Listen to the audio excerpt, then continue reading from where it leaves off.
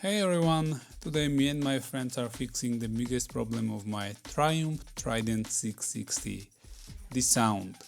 I would like to get that sweet vroom vroom sound that everyone likes.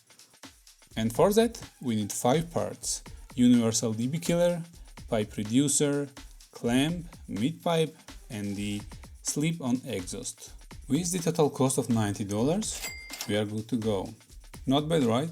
Yeah, the price is so low because I ordered everything on a Chinese website called Taobao, and you can do the same if it's available in your country. Otherwise, you can try to find these parts on Temu or AliExpress. Next, let's meet the team. First one, it's Gigam. He's basically a gigachad of this project. He will be doing most of the work. Next, it's Waldo. He will be welding today. And lastly, it's me. I'll be starting the bike after it's finished.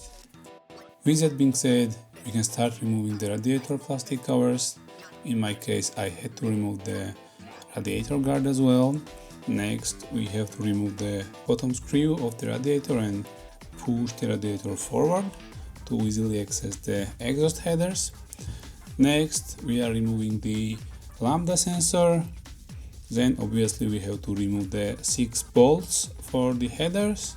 And lastly, we are removing the last 2 bolts, which are basically holding up this huge muffler on the bottom of the bike.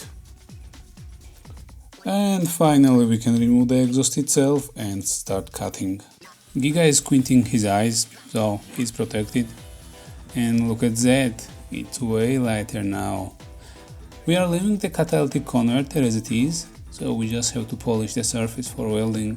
But before that, we have to cut the pipe reducer because it's too long. That's what she said. Okay, back to work. Now let's clarify what we're doing. So first of all, we have to weld the universal dB killer inside the pipe reducer and then weld the pipe reducer on the stock exhaust.